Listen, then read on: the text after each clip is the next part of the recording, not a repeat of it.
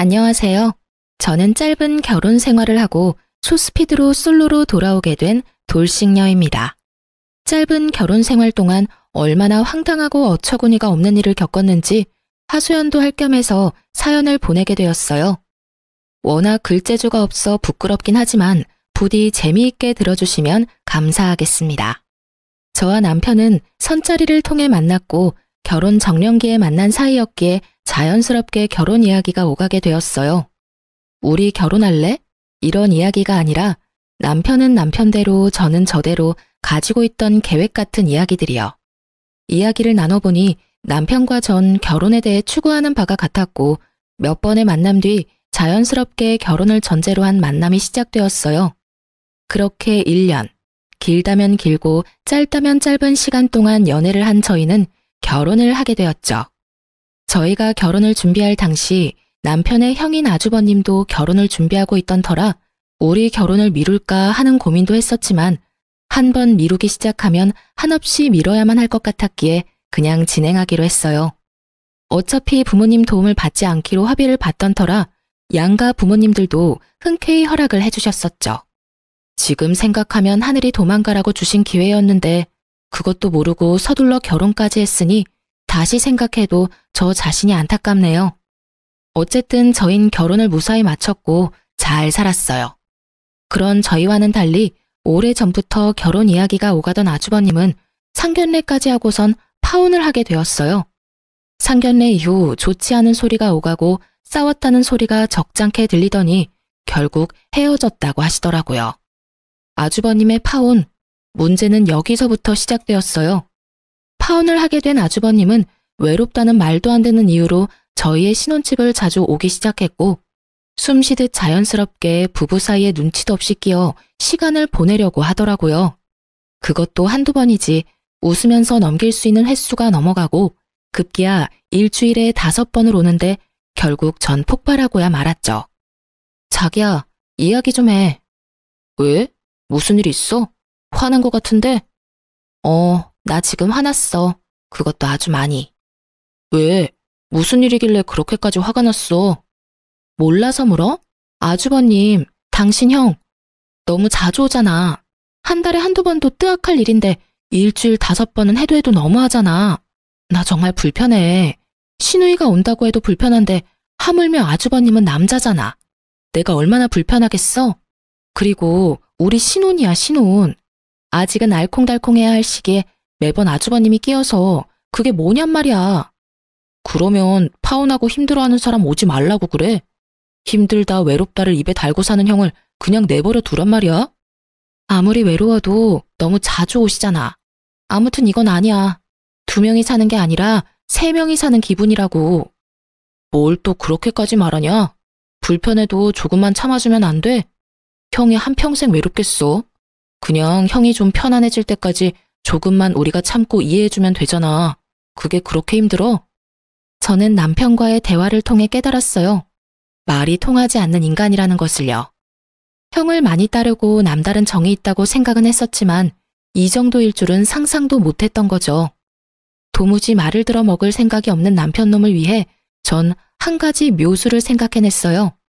그날 저녁 남편은 저의 예상대로 제 말은 무시한 채 아주버님과 함께 집으로 함께 들어왔고 집으로 들어온 두 사람은 소파에 앉은 손님을 보고 화들짝 놀래더군요. 장인어른 오셨어요?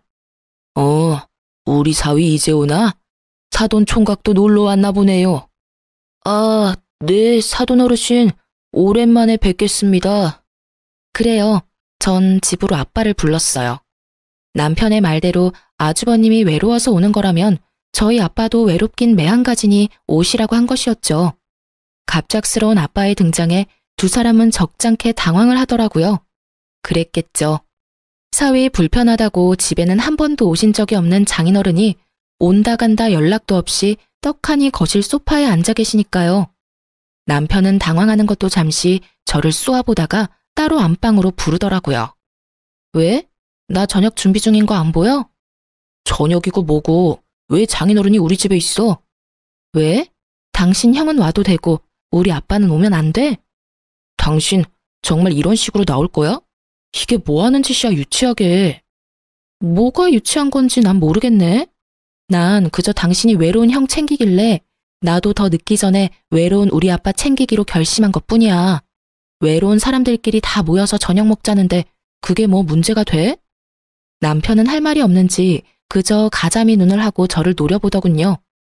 그런 남편의 눈빛을 무시한 채 전 거실로 나왔고 거실엔 몹시 불편해 보이는 아주버님과 이 모든 상황이 그저 재미있다는 듯 웃고 계시는 아빠가 있었어요.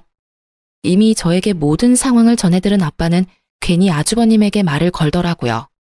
뭐 잘 지냈냐, 소식은 들었다. 요즘은 만나는 사람이 없냐는 둥 안부를 묻는 말이요.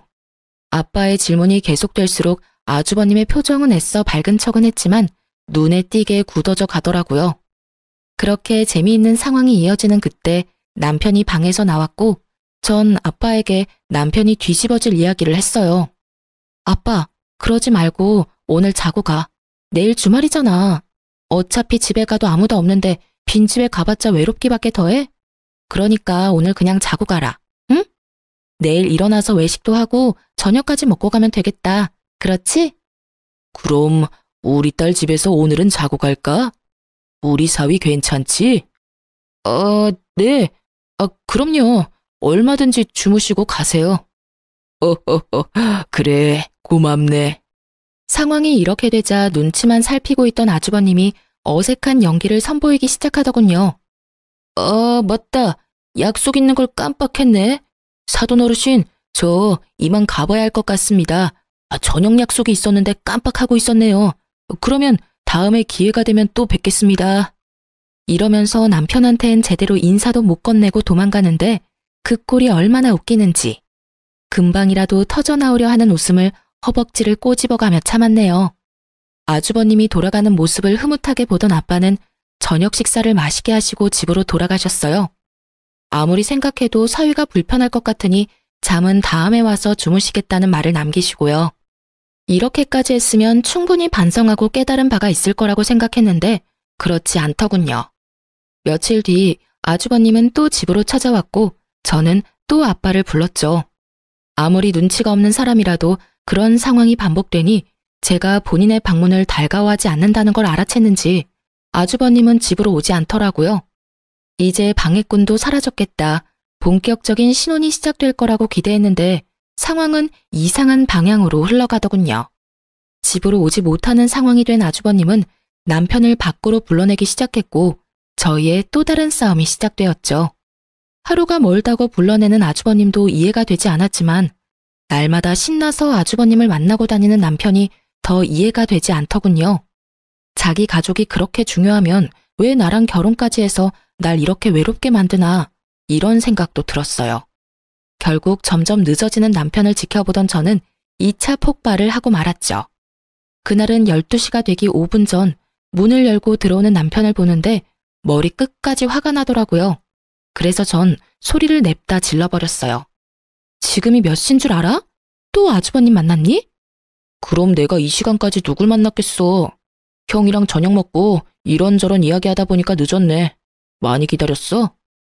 화가 머리끝까지 난 저와는 달리 남편의 표정과 말투는 평온하기 그지없었고 전 여기에서 더 흥분해봤자 저만 손해라는 생각에 긴 한숨을 쉰 후 말을 이어나갔어요. 그래봤자 결국 따지는 꼴이 되긴 했지만요. 여보, 당신이 생각해도 너무하다는 생각 안 해? 많이 기다렸냐고? 나 요즘 집에 와서 하는 일이 당신 기다리는 일뿐이야. 회사 일이 바빠서 매일같이 야근한다고 해도 섭섭할 것 같은데 당신은 당신 형이랑 노느라고 매일 이렇게 늦는 거잖아. 당신 이럴 거면 왜 나랑 결혼했어? 서로 한시라도 떨어지기 싫어서 매일 헤어지는 게 싫어서 결혼한 거 아니야? 그래서 한 결혼인데 왜 난 매일매일 외로워? 왜 이렇게 외로운 거냐고. 아주버님이 당신 친구도 아니고 그렇게 외로우시면 아주버님도 친구들 만나면 되잖아. 왜 하루가 멀다고 당신만 찾아? 난 있잖아. 도저히 이 상황이 이해도 안 되고 이 상황을 어떻게 받아들여야 하는지 모르겠어. 따지는 꼴이 되긴 했지만 전 최대한 감정적이지 않게 말하려고 애썼어요. 싸우려는 목적의 대화가 아닌 이 상황을 슬기롭게 풀기 위한 대화였으니까요. 하지만 남편은 이런 저의 의도와는 다르게 버럭 화를 내며 저를 나무라기 시작하더군요. 그러면 어떻게 해? 결혼하려다가 파혼했다는 소문이 친구들 사이에 다 퍼져 쪽팔려서 못 만나겠다는데. 파혼이 자랑할 만한 일이 아니란 건 저도 잘 알고 있습니다. 하지만 그런 이유로 한 가정의 가장이 된 동생을 날마다 부르는 게 제정신 박힌 사람이 할 짓인가요? 심지어 친형이? 말도 되지 않는 이유도 기가 막히는데 더 기가 막히는 말을 하기 시작하더군요. 당신이 우리 형이 집에 오는 것만 방해하지 않았으면 이런 일도 없었잖아. 나도 날마다 밖에서 형이랑 밥 먹고 시간 보내는 거 피곤해. 나라고 뭐 마냥 좋은 줄 알아? 그러게 누가 장인어른 내세워서 그딴 짓 하래? 이런 걸 보고 자업자득이라고 하는 거야. 알겠어? 이게 전부 내 탓이라고? 애초에 아주버님이 우리 집에 날마다 찾아오지만 않았어도 이런 일은 없었어. 어디서 모함질이야? 전 결국 참았던 화를 분출해버렸고 남편은 더는 말도 하고 싶지 않다며 방으로 들어가 버리더군요. 정말 그 순간 남편을 따라 들어가서 당장 이혼하자고 해버리고 싶은 걸 겨우 삼켰습니다. 그놈의 사랑이 뭔지. 이혼을 하기엔 그때까진 저는 남편을 너무 사랑했고 결혼한 지 얼마 되지 않았으니 맞춰가는 과정이라고 생각도 했던 것 같아요.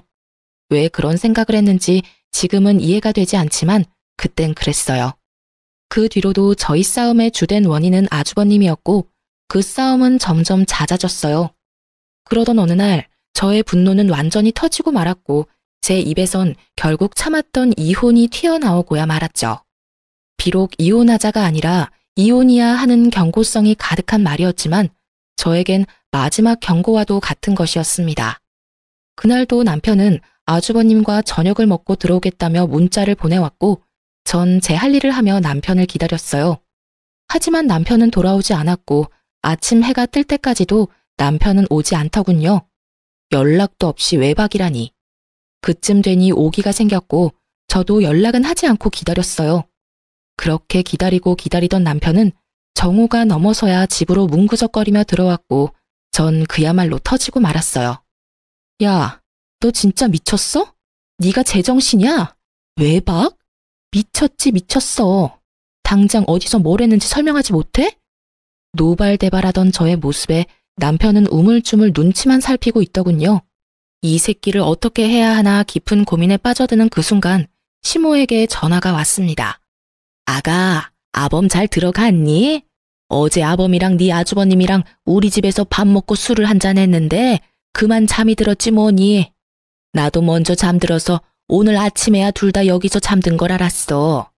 아침에 너한테 연락한다는 게 애들 밥 챙기다 보니까 깜빡해버렸어. 걱정 많이 했지? 내가 진작 연락을 했어야 했는데 늙으면 이렇게 깜빡깜빡 한다니까. 누굴 바보로 아는 것인지 시모의 말은 절 납득시키기엔 부족했고 짜고 하는 말이 분명하다는 생각만이 가득했어요. 그렇다고 따지고 들자니 증거가 없더군요. 그래서 전 이 원흉의 싹을 잘라내기로 했어요. 당신 앞으로 다신 아주버님하고 만나지 마. 명절에 시댁에서 보는 건 어쩔 수 없지만 그 외에 밖에서든 시댁에서든 사적으로 만날 생각도 하지 마. 한 번만 더 이런 일 있으면 우리 이혼이야? 당신도 알지? 내 입에서 이혼이라는 말 나온 이상 절대 번복은 없.